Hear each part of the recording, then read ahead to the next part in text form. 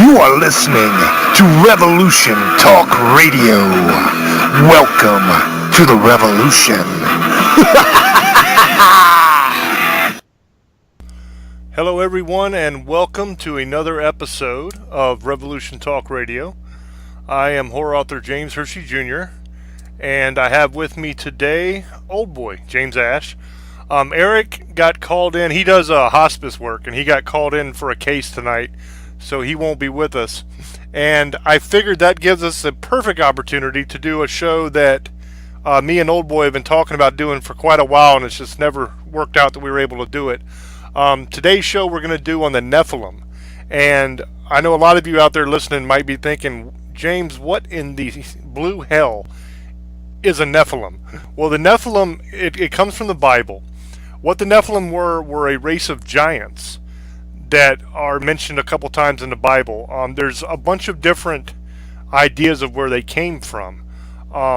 Some say, and the majority of the early Bible scholars and people that were around really close to the time of Christ say that the Nephilim were a race of giants that were created when angels came down and mated with human women. It was about 200 angels that came down, and they took women as wives, and they mated with them, and they had kids, and the kids were giants. Other people say that they were a race of giants that were created by God, but the majority of Bible scholars agree that they were created when angels basically they had sex with women and took them as their wives, and that was the offspring, was the Nephilim, which were giants. In the Bible, two of the most popular and well-known Nephilim were, Goliath. We've all heard of that. David slew Goliath with the slingshot. Goliath was a Nephilim. He was around 9 foot tall, according to the Bible. And there was a king that Moses killed. His name was Og, I believe. I maybe remember that wrong, but I'm pretty sure it was Og. And they say he was around 15 foot. We know that after Moses killed him, and when they went and they ransacked his palace, that his bed was 15 and a half feet long. So they estimate he was around 15 foot. The giants from the Bible, they ranged anywhere from 8 or 9 foot tall, all the way up to an astonishing 500 feet tall. Okay, because they talk about the first group of giants that were created when the angels and the women had the children were 300 cubits in stature, and 300 cubits is right around 500 feet. So I mean that's a gigantic person, and basically they couldn't afford to feed these things because they just ate and ate and ate. They were ravenous, and so they started eating people, and they started eating each other, and they were just horrible. I mean, they were evil, terrible, debaucherous, wicked, wild, mad creatures, and that's where the Nephilim come from. And some people say they were responsible for turning mankind evil, really. For like, when the flood came, God talks about how wicked the world was, with Sodom and Gomorrah and all that kind of stuff, and he took care of that problem, and then it kept on getting worse, and then he ended up flooding the world. A lot of the Bible scholars say that comes from the Nephilim, because they taught mankind sorcery and the derivation of plant life and trees and stuff like that, and just all kinds of wicked things. And so they say that that's where mankind started veering off really badly. I mean, we had Cain and Abel where sin was happening there, but I mean, as far as widespread debauchery, that's where a lot of the Bible scholars say that came from, was from the Nephilim. So that's a brief history, a very brief history, but a brief history of what the Nephilim are and where they come from. And I mean, I could go through like a whole list of all the different Nephilim that are mentioned in the Bible and their offspring and all that kind of stuff, but I'm kind of afraid that it'll start to be too much like reading stereo instructions, and it'll get really boring really fast. So I decided I'd just give a real brief history of them. Old boy, you got anything you want to add about the Nephilim, about the history of them? And good evening, guys, and it's old boy. See, I have a little bit. I know that side of the Bible part of it, like you did. The Nephilim is what they're called, the fallen. The fallen. There's another version of the Nephilim. Say they're from the planet X. I don't know if you ever heard that story where they're from another planet. That's the other part of the Nephilim.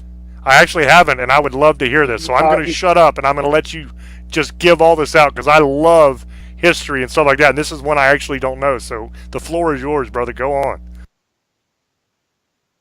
Well, I don't know everything. I've only read certain, like you pretty much basically got the first part of it with Goliath and the Nephilim in the Bible.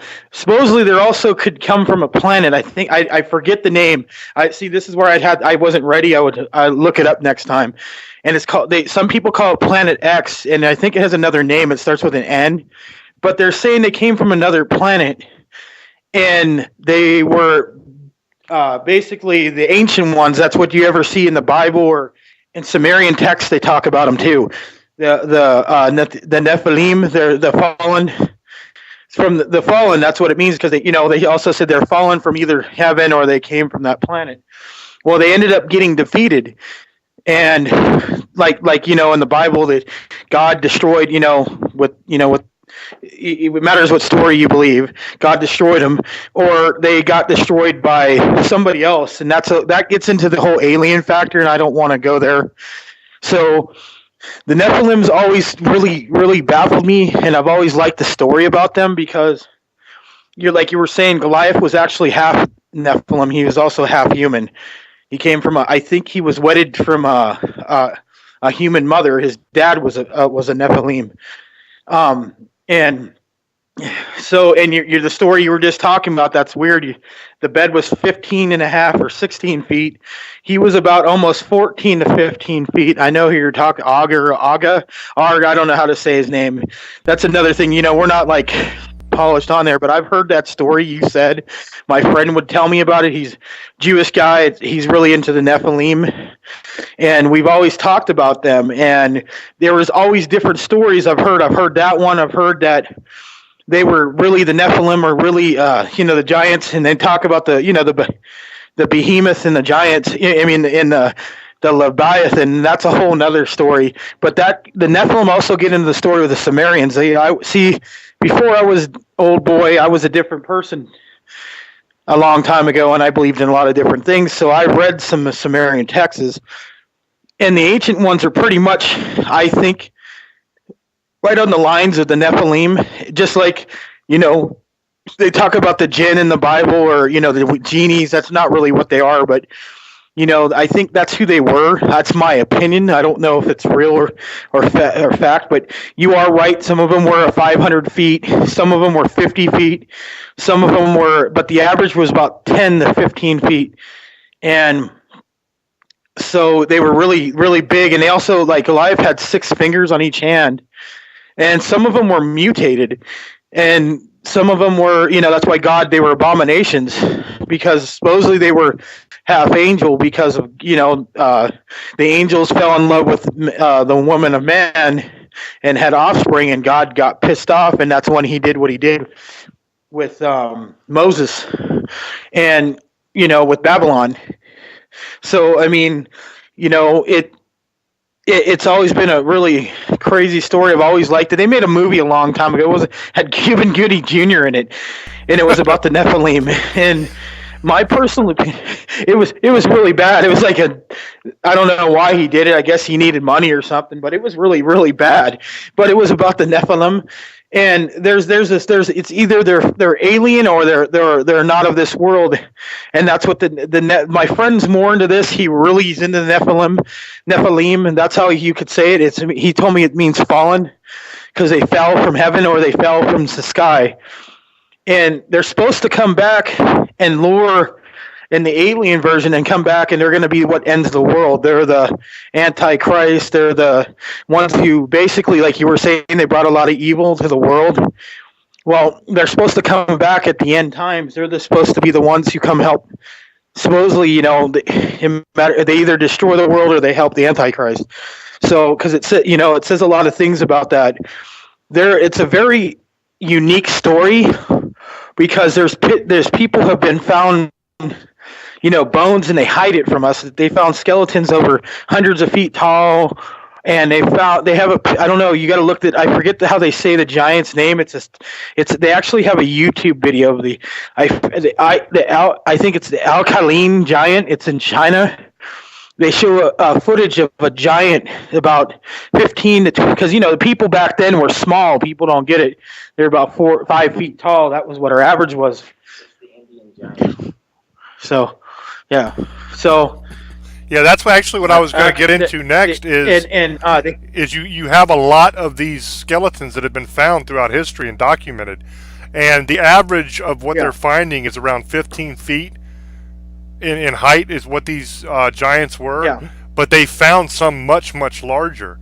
And the whole thing about the fallen you were talking about, there's two schools of thought on that as well. Yeah. I remember what you're talking about the falling coming from the sky, but also there's a school of thought by some of the ancient scholars that say that they're called the fallen because they are the children of angels that had fallen because they had left their place. And that's a funny story too, because see, the angels, their job was to watch over mankind and to teach them the ways of something or another. I don't recall. It's been a long time since I've studied the text. But they were supposed to be watching over mankind and teaching them something. And while they were doing what they were supposed to be doing, which was watching mankind, they saw the chicks, you know what I mean, that were down there. And they said, whoa, they're beautiful. And so they fell in love. So they decided they were going to go and they were going to get these chicks and they were going to make them their chicks. And they mentioned that they wanted to do this, and of course they were told, no, that's a no, you can't do that. That's a bad idea. And so basically they said, we're going to do it anyway because they're hot and we want to do it because we love them now. So they came down anyway. I believe that they landed on Mount Aram, and they actually made a pact with each other and a pledge that they were going to marry these women because they were the most beautiful women they'd ever seen and they loved them.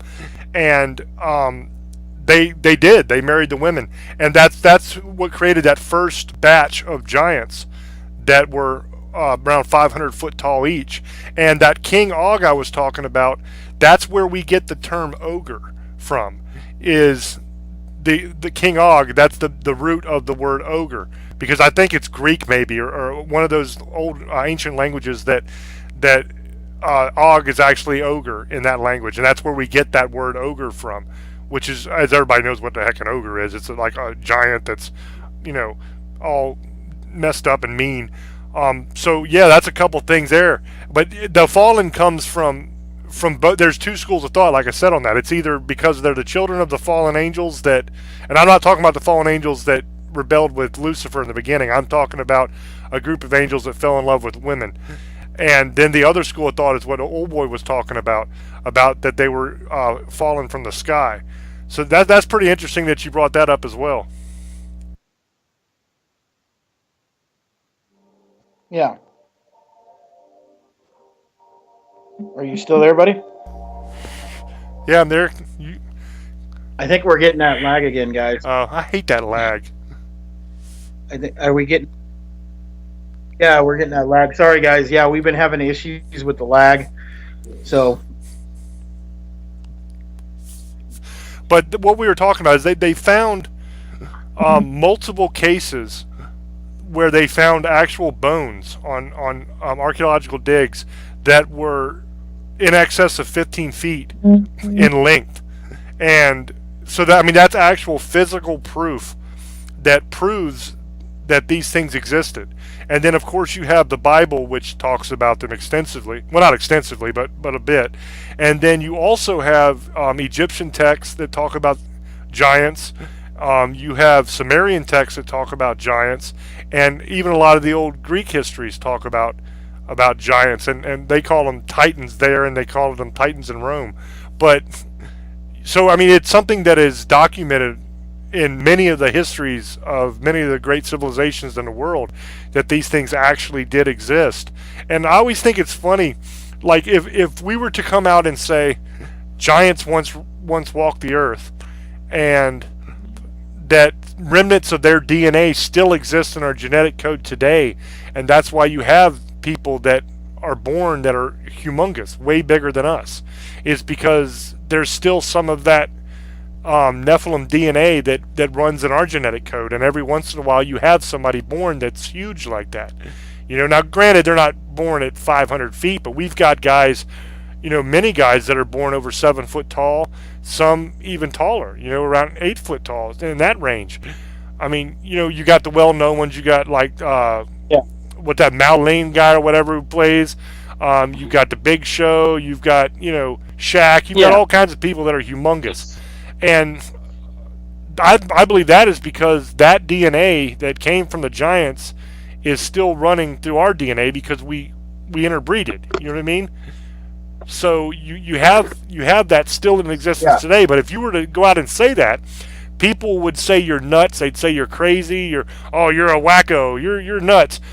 But I mean, it's biblical. It's right there in the Bible. If I was to tell you that God flooded the world, you know what I mean? You would accept that without a second thought because we have scientific evidence that proves there was a worldwide flood. You know what I mean? And the Bible says that there was a flood. If I was to tell you that Jesus died on the cross for my sins and your sins so that we could be saved and go to heaven, you would accept that without even thinking about it if you're a Christian. You know what I mean? Because that's what we believe. It's biblical. But yet when I say that there were giants that roamed the earth and that they were at war with mankind and that mankind rose up against the giants and killed them, then you would say I'm crazy. But that also is biblical. There is actual physical evidence that these things existed because they found the bones. And they're in multiple different histories all around the world. But yet it's a funny dynamic because just me saying it right now, there's going to be people that listen to this show that are going to say, oh, come on, you're full of crap. There's no chance in hell that's true. You know what I mean? But, I mean, it's absolutely true. It's just funny how some things we accept without even thinking about it, and some things that are a lot more hard to believe we accept, like the story of Jonah and the whale. I mean, here's a dude that got swallowed by a whale and lived inside the whale for a while, and then got back out. You know what I mean? And went on to live his life. I mean, that's a story that is biblical, and we teach it to our children, and we believe these things happen, and that is very, very hard to believe could actually really take place. But something such as giants that we have so much actual evidence of, and then we just don't even blink an eye. We just say, nah, that's not true. That's just fantasy stuff. It never existed. You know what I mean? Same thing with dragons. Dragons are exactly the same way. I mean, dragons are something that I believe actually existed. And they're in the histories all over the world as well. Every major civilization and culture talks about dragons in their history. You know what I mean? Including us and England. You know what I mean? We both talk about dragons in our histories. You know? And I mean, that's all you hear about back in medieval times, how the knights would fight dragons and slay dragons and everything. I believe those creatures actually existed. You know, now, were they the flying dragons that flew around and could shoot fire out of their mouth and all that kind of stuff? I don't know. Maybe. You know, I mean, that's what the stories say, so it could be possible. I know we found a lot of gigantic bones that they say are different kinds of dinosaurs. Go ahead. Yeah, but and just to let you know, Gage was trying to get on the show, or he sent me something, but I didn't say nothing to him. Just to let you know, the dragons. In theory, on the dragon thing is it could have been dinosaurs because people, look at pterodactyls. They flew and they look like reptiles. There's an argument on that. I mean, it could have been one of them because they talk about the behemoth and the Leviathan. That, once again, we're coming to the Bible. And if these giants existed, so did these creatures. I mean, I don't believe I mean, there's always truth to something. In some kind of story, it might be exaggerated, but there's always some kind of truth. I mean, I think the dragon existed? It could have, I'm not going to say it's impossible, but it could have been mistaken for a dinosaur too. And that could be the possibility. But you're right, there is different kind of dinosaurs they had. And there's people say they see dragons anyway. So I'm not going to say it's 100% false, but I don't know if maybe just back then people just that we mistake things in any way that were different. So just like with the Cyclops, they say that existed. They say unicorns existed, and if you ever seen what Enoch and what was it, the Sumerian king also could see, they supposedly could see the other side. And I forget what that one guy was in the Bible. He could actually see Eden, and he saw creatures that we weren't supposed to see. And that kind of makes some sense to me, dude, with the giants. But there is, like I said, you need to look it up. You go put the word giant and then say in China, and they have this picture of a giant walking with these people, and it was like 8 years ago. So you can actually check it out, and you can see this giant. I seen it. He's walking. It was on one of these mystery things. They show like Bigfoot and stuff, but it was a Chinese giant, and they're supposedly like descendants to, the Nephilim, but they were actually not bad. But like I said, there's could have been so much different stuff back then than what we see now. But I mean, where did everybody get these ideas like dragons and giants?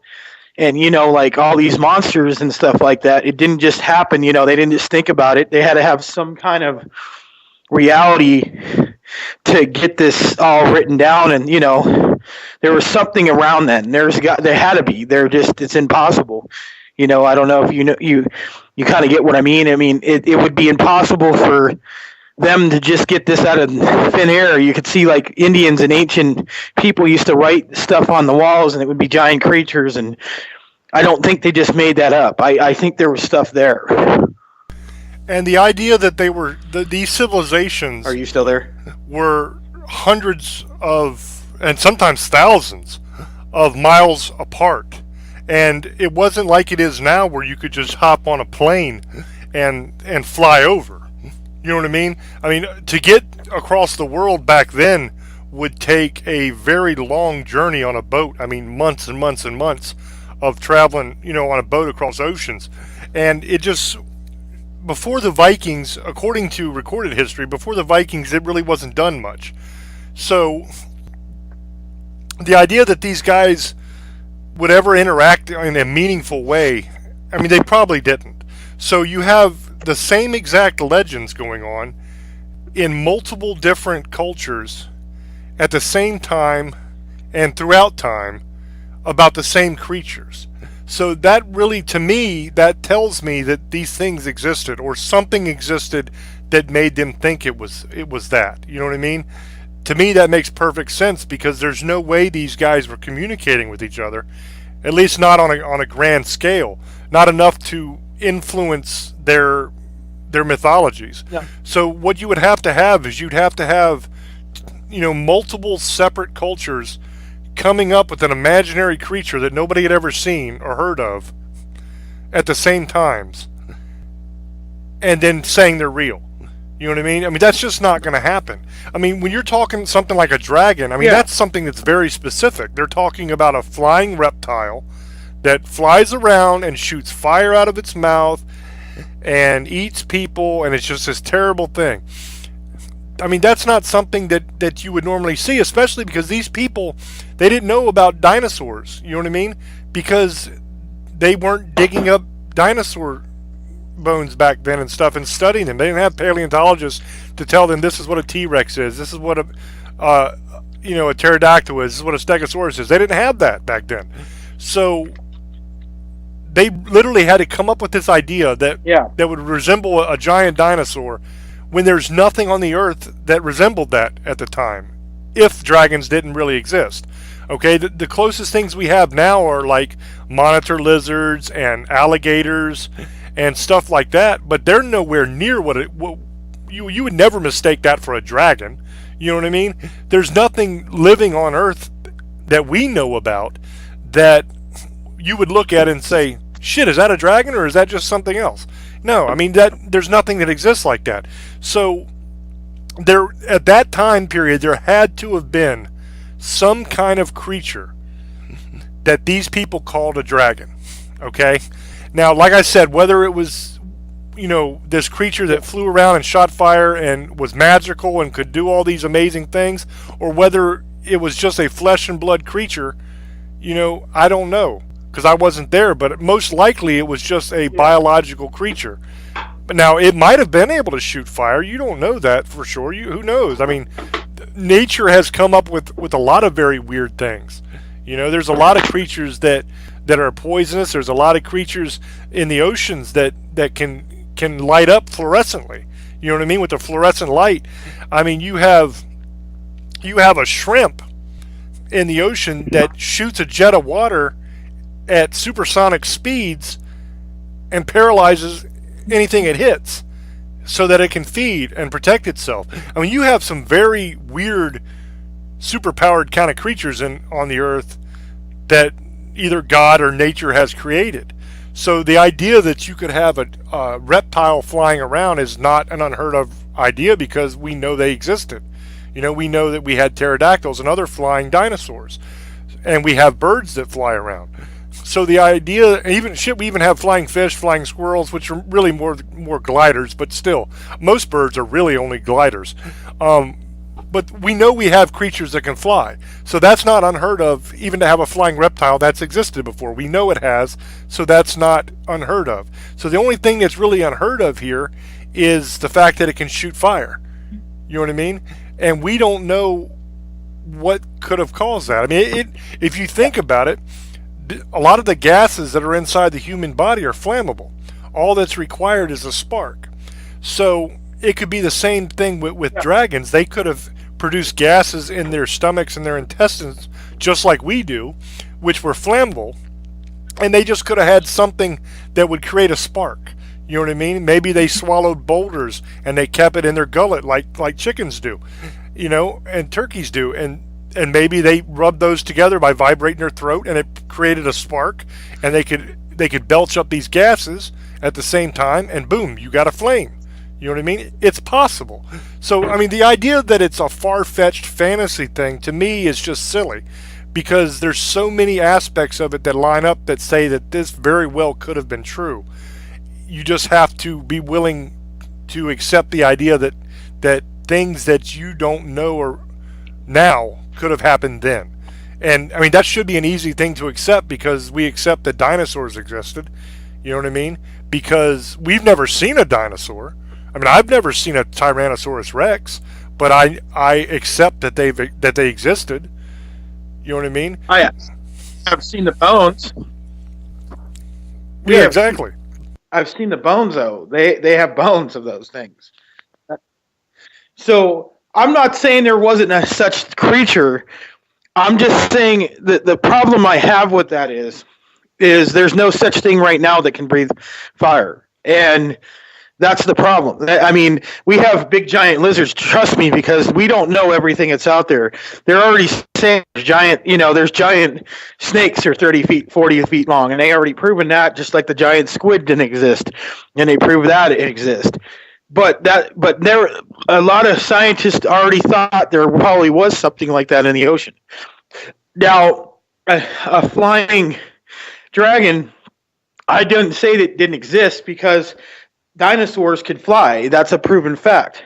What I'm saying is I think maybe the story got twisted a little bit on the fire part. I think maybe it did exist and it did fly around, but I don't know if it would be possible for them to do that. I mean, because nothing can do it now.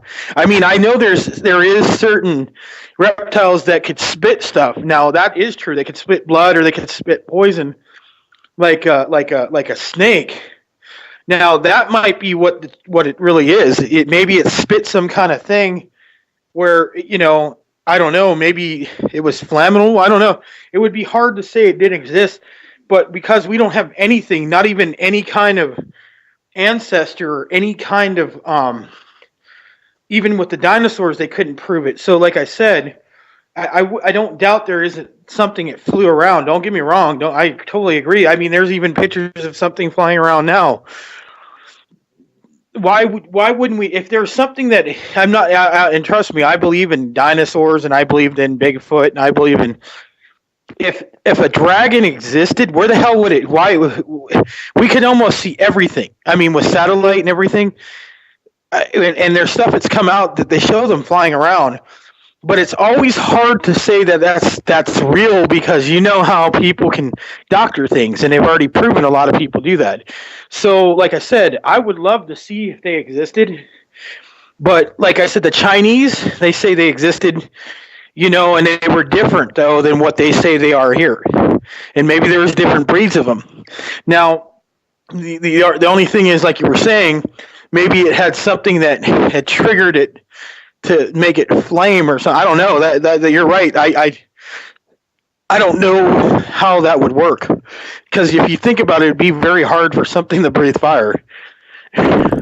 You would think so, but in reality, I don't know how their bodies would be able to take that. It would actually be very easy, because, okay, this is going to be a little crude, but I'm sure every guy listening to this has at one time or another lit their own gas.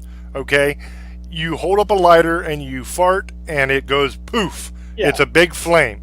Okay, that's because the gases that make up your flatulence are flammable. Okay. Your burps are the same gases coming up the other end, so they would be flammable as well. Now, you have several creatures that exist today that swallow stones in order to aid their digestion. Some of them keep them in their neck, such as turkeys and chickens. They will swallow small stones, and they'll keep them in their neck to help to digest their food and to crush up their food. And now, if you take that, if you strike the right stones together, such as flint, you're going to produce a spark, okay?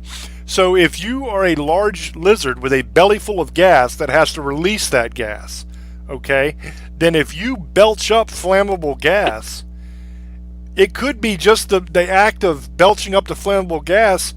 You could rotate or vibrate your throat and cause those stones to smack together, and that would create a spark if they're the right kind of stones. So, I mean, you could very well produce a flame like that. You know what I mean? Gas plus spark equals flame.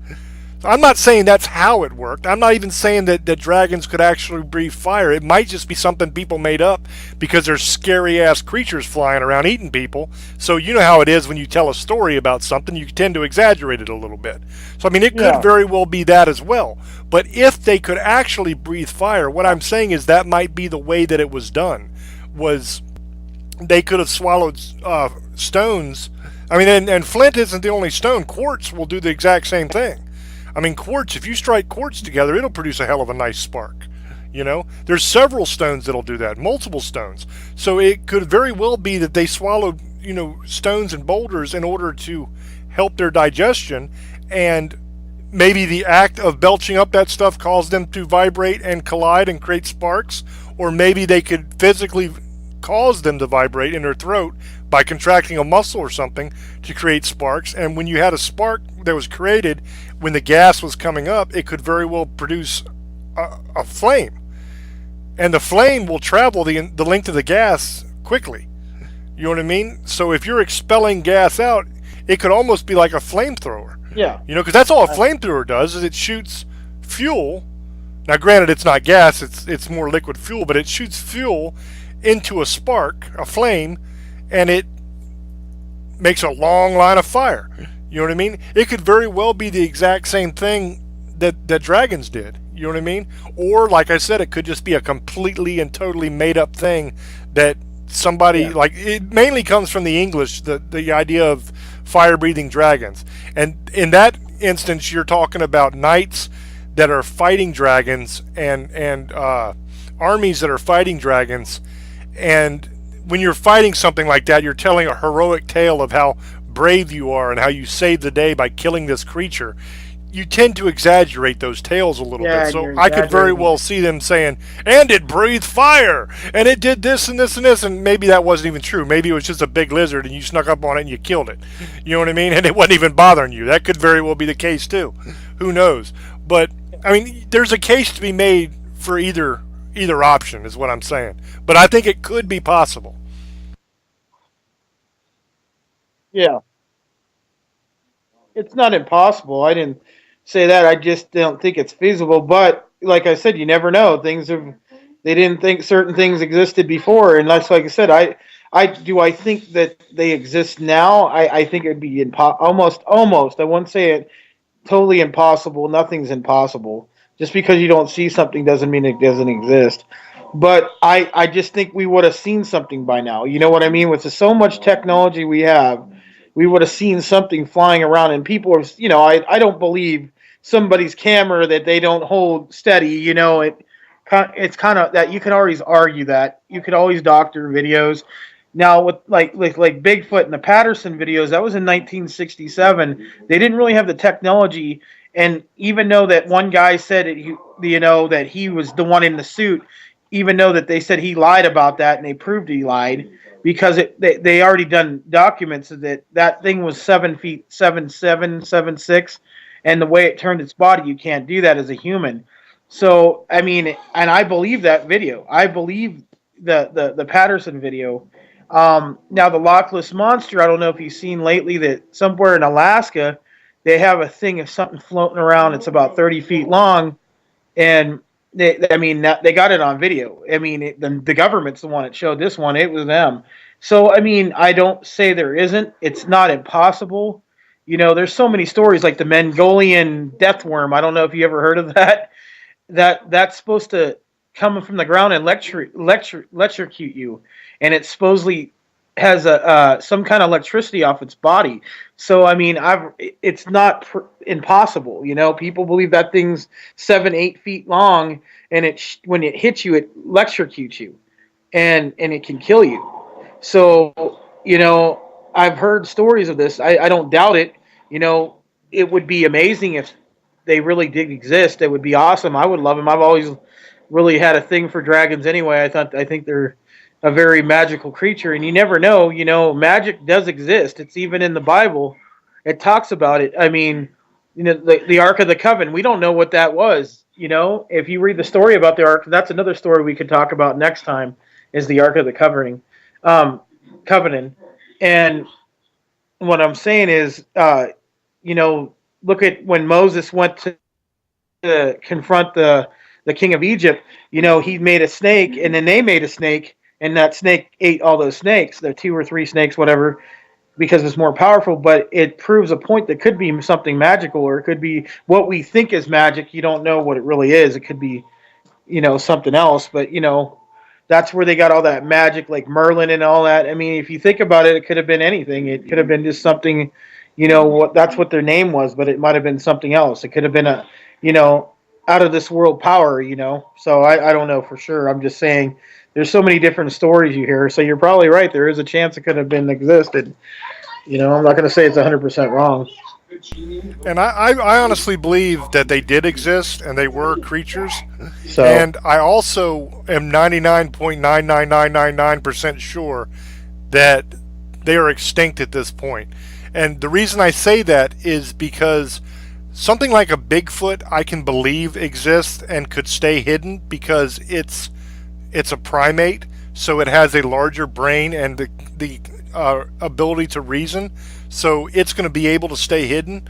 A dragon is a reptile, so it's going to have a reptile brain, which is tiny in comparison to its body. It's not going to be very smart, so it's not going to be something that's going to be able to hide and stay away from human beings. It's going to be something that is going to be driven by the reptilian urges of eating and reproducing and killing, and that's what it's going to do. And it's not going to stay hidden. It's not going to realize that mankind's dangerous, so I better not mess with it. It's going to see food and it's going to take it. It's going to see something, another dragon it wants to mate with, and it's going to go mate with it.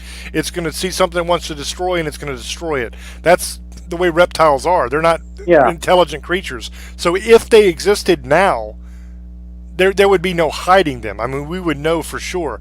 I think what happened was they existed and they were causing havoc, and mankind reached the point during the Middle Ages where they got kind of it was like the perfect storm. They got enough people together because cities and kingdoms started to be really formed with a lot of people, and then you had advances in armor and weaponry technology that enabled them to, for the first time, really fight these things on an organized basis.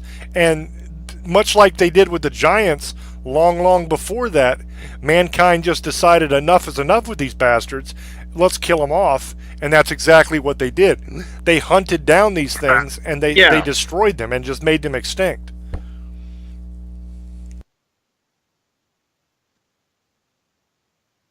Well, I think God helped on that too. It wasn't just them. God got tired of the giants and got rid of the Nephilim. That was more of that story. Then he helped. He helped. David. He told him. The angels told him how to kill him. He got help. They got a lot of help. The human beings. So I think, like I said, the Nephilim, I believe, existed. I believe dragons did, but I don't know if they. I don't even know. There were some dragons they said shot ice out. You never know. You like I said, I'm not going to say it's true or fiction. The thing is, I'm going to say is, just because the dragons they could have adapted though, and look how snakes are. I mean, people didn't realize there's giant snakes, and they're supposedly gianter snakes than they have now. So I mean, and they have pictures of it. So and they hide pretty well. So I mean, it's not impossible, but you're pretty much right. We probably would have seen something by now. But I mean, look at the Thunderbird. The Indians believe in that. That supposedly the pterodactyl. There's pictures of them catching pterodactyls. So do I think there may be a version of a dragon? It's not a dragon like you would think, that it adapted or it got evolved. That's a possibility too. So I don't know 100% it's wrong. There's stuff they say everything. We have all these mysteries and stuff. They all came from some kind of truth. So. You're right. I don't really know. I mean, they say the Loch Ness monster exists. They got they said that one picture's fake, but they have plenty of people seen this thing. So I mean, I don't think everybody's lying either. So, and it's done a hell of a great job of eluding. So I mean, it is supposed to be a reptile. So I mean, it does. I don't know. I don't know if it could have evolved though, and that's a possibility because snakes are very smart creatures. Well, like when you look at, and they can also live. Look at the Komodo dragons. People didn't exist. No, they existed, and look, it wasn't so much that the Loch Ness monster does a good job of evading. It lives in a lake, and like a lot of large creatures that live in water, it's very comfortable deep in the lake because it doesn't mind the dark. It doesn't mind colder temperatures that you would find deep. Yeah. Because it's so large. And I mean, if you really think about it, there's been hundreds and even thousands of sightings of the Loch Ness monster, and they have video and they have pictures. So it hasn't done that good of a job of actually evading. It's just that it lives most of its life deep down in the water where it can't be found. Now you have the Loch Ness monster in Scotland. You have what they call Champ in Lake Champlain. That's another lake monster that's exactly like the Loch Ness monster. You have whatever the hell that thing is in Alaska, and you have a couple other places in the world where they have creatures like this. Now what I think the Loch Ness monster is there was a creature called a plesiosaur. It was a dinosaur that fits the description of the Loch Ness monster exactly. Okay, and a plesiosaur was one of those creatures that could live in salt or fresh water, and at one time Loch Ness was connected to the ocean, and so was Lake Champlain. So I think that it's a very good possibility that some of these things made their way into the lake and then got stranded there when the lake got cut off from the ocean. Now, you would have to have a breeding population that lives in the lake. You couldn't just have one creature because it would die eventually, and then you would have nothing to replace it. So that means there has to be a breeding population, which means 20, 30 at least of these creatures living in the lake in order for there still to be a Loch Ness monster. But when you think about how deep Loch Ness is, and you think about how large that lake is, and the same thing with Lake Champlain, they're very big lakes.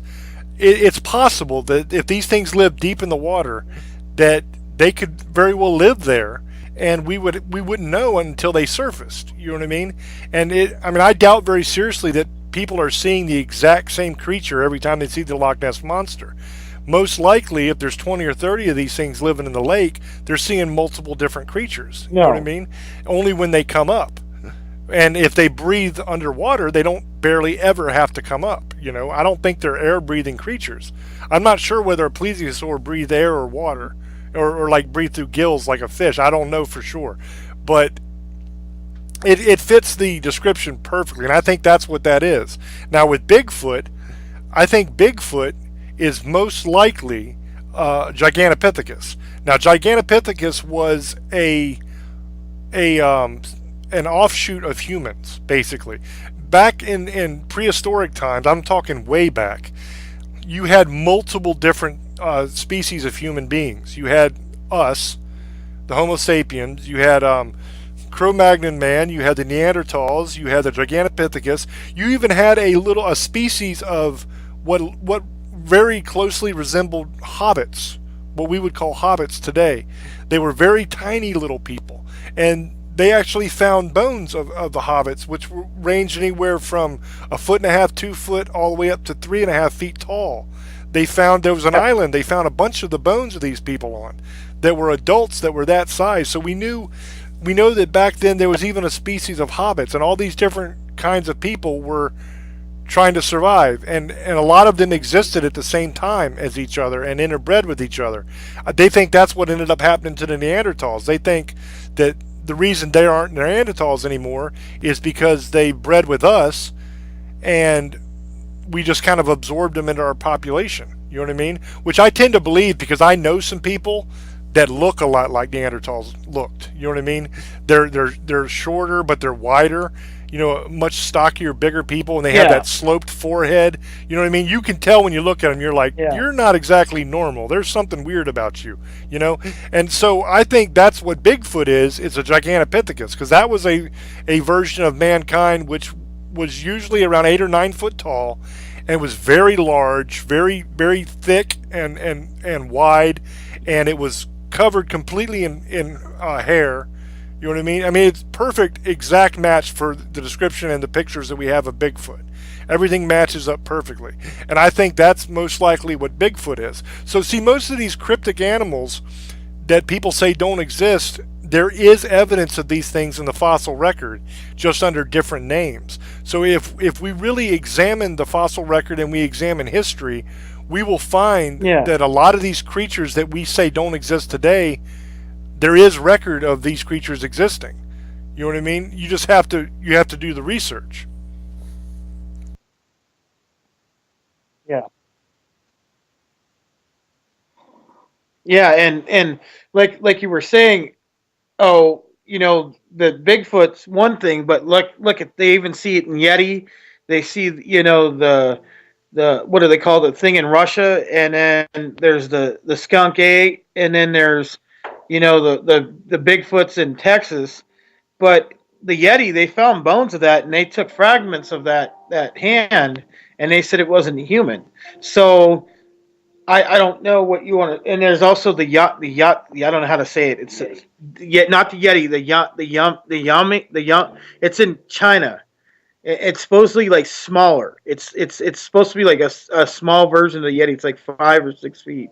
There's different breeds of this thing, and that's what I'm saying. I don't know if there people are not, but these things are supposed to be really smart. So they show video of people, they're throwing rocks at people, and I don't know if it's impossible for them to exist. And you're probably right. They're probably what you said they are, and but I think they're more of a hybrid of whatever they were, and they might, I don't know what they would be from. There's different ones. So the Yeti, and then you have Bigfoot, and then you got a couple of the other ones. I used to watch all this stuff on I think it was not Unsolved Mysteries, it's something else. They would show a show every Monster Quest. That's what it was. Yeah, that's it.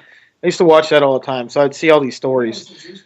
Well, you have to realize that in the time of Gigantopithecus, I mean, you're talking before caveman days, okay? So these things have had all this time to evolve and to change according to their environment. So it's no surprise to me that there's different sized creatures in different areas. The Chinese Bigfoot is going to be smaller than a normal Bigfoot because of the environment. Because if you look at Chinese people, they are, as a general rule, smaller than we are. because of their environment. Because that's how evolution works: is you evolve to your environment. You know what I mean? You are perfectly suited for whatever environment you're in. If you live over multiple generations in one environment, the body will actually begin to adapt to that environment, and you will be much better suited for that environment than you are any other.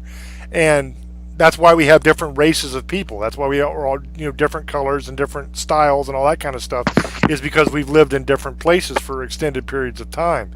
So it's no surprise to me that Gigantopithecus would go through the exact same thing as we did, because you got to think, if mankind came, whether you believe in the biblical account of Adam and Eve, or whether you believe in, the theory of evolution, that we evolved from apes or fish or whatever, okay? No matter which account you believe in, we still came from two people. At some point, there were two people that made us all, okay? So we should all be the exact same color. We should all be the exact same size. We should be the same. But we aren't, because we moved to all kinds of different places. And then over time, and generation after generation, we adapted to our environments. Yeah. So Gigantopithecus, being a form of human, would do the exact same thing as we did. You know what I mean? They would evolve according to their environment. So each of these different geographical areas are going to be slightly different in the size, the color, the amount of hair. All kinds of different things are going to change according to the environment. But one thing about Gigantopithecus, they were as smart or smarter than we were, according to the scientists that have studied them. So if you got to think about that. If you're in the woods and you don't want anybody to know you're in the woods and you're hiding out, you're going to be able to hide very well without not a lot of people knowing you're there. And they can do the exact same thing. You know what I mean? So we have about 8 minutes left in the show. So are there any shout outs you want to give before we go? Yeah. Yeah, I'll give a couple shout outs. I want everybody to, thank you guys for listening to the new and improved Revolution Radio show with me, Hershey, Gage, and Eric. Eric's been working a lot. He'll be on Friday. No, I just want to give a shout out to the listeners for listening to us, and Vegas, Bravo Vegas ticket, just a couple other, our family, their friends, the radio station, a new year. Just, I just want to thank a lot of people for, taking the time to listen to us. That's about it. Okay, I want to give a shout out, as always, to Valley Vapors. Thank you guys for all you do for the troops. And I'm looking forward to working with you again on another charity event soon. So we're gonna hopefully have something organized before too long to what we can do.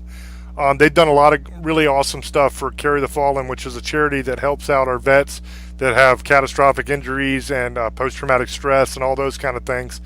I'd like to give a shout out to iHeart and Sirius and everybody who's been listening to the shows and checking them out. And we hope to work with you guys soon.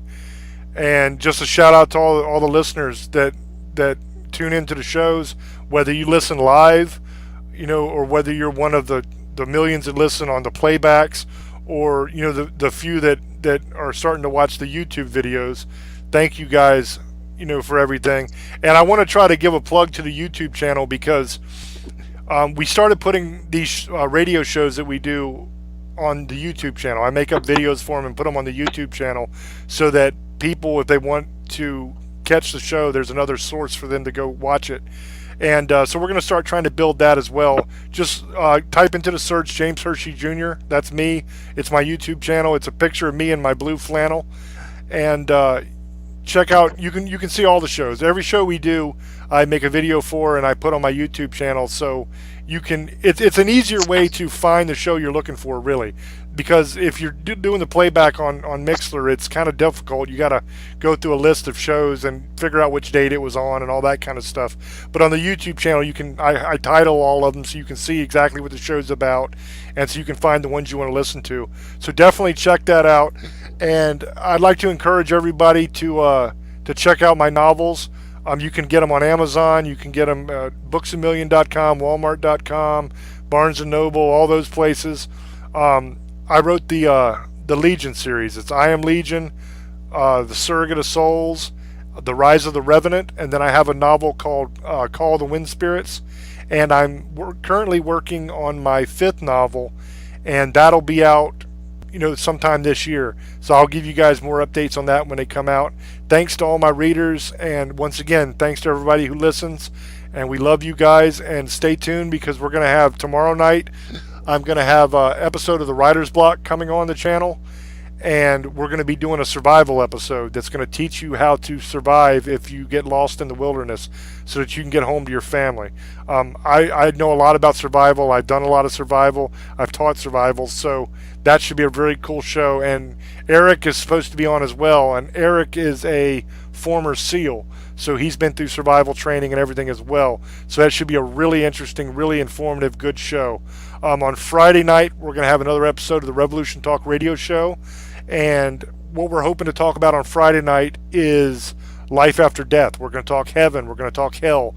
We're going to talk near-death experiences. Some of the accounts of people that have died and what they've seen when they've died and they've come back. It's going to be a very, very interesting show. So make sure you stay tuned for that. Check it out. On Saturday, it's going to be the We're Screwed radio show with Old Boy and Ant-Man. And I think Eric is probably going to be on there as well on Saturday. It's either going to be me or Eric. We'll see which one can do it. Do you know what you're doing on Saturday, Old Boy?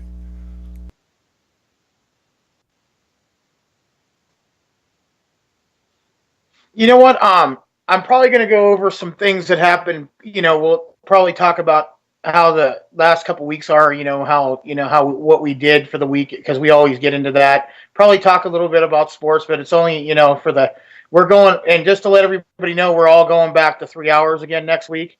But this week it's only going to be an hour, so I'll probably just go over some current events and some stuff that's happened. Other than that, probably some sports, how we talk, and I'll probably say something crazy, but that's about it, Misfits. Just check us out on Saturday. Yeah, excellent. Definitely check that show out, because that's one of my favorite shows of the network. I love my Writer's Block show, but I'm a little biased there because it's my show. But I love doing that because of the history and everything. I enjoy doing the Revolution Talk radio show. But after that, We're Screwed is my favorite one on the network, so definitely check that out. On Sunday, we're going to have another episode of Politically Incorrect, and there's some really interesting stuff that's going on right now. We're going to get into the whole Russia thing. We're going to get into a very interesting thing that I actually just put on my YouTube channel. There's video of John Kerry admitting that Building 7, the World Trade Center Building 7, was brought down by a controlled demolition. That's been something that the conspiracy theory people have been saying for a long time, and the government's been denying. And I actually have video of him saying it. And I will play on Sunday. I will play for all the listeners the audio of that clip so you can hear it for yourself. And if you want to see the video before then, go to my YouTube channel. I just put the video on today, and you can actually watch him say it for yourself, so you can see that I'm not making anything up. It's right there on the channel. So definitely check that out. And then we'll roll back around to Monday, and we'll just keep this thing going. Thank you guys again so much. Thank you, Old Boy, for joining me on this show. He's going to be a permanent member of the show now, and that's awesome. I love that because I really enjoy doing radio with Old Boy. He's an interesting guy. And thanks for everything, guys. And we love you. And if Eric was here, he would say stay positive and love your life. And I'm just going to say I love you guys, and I'll see you next time.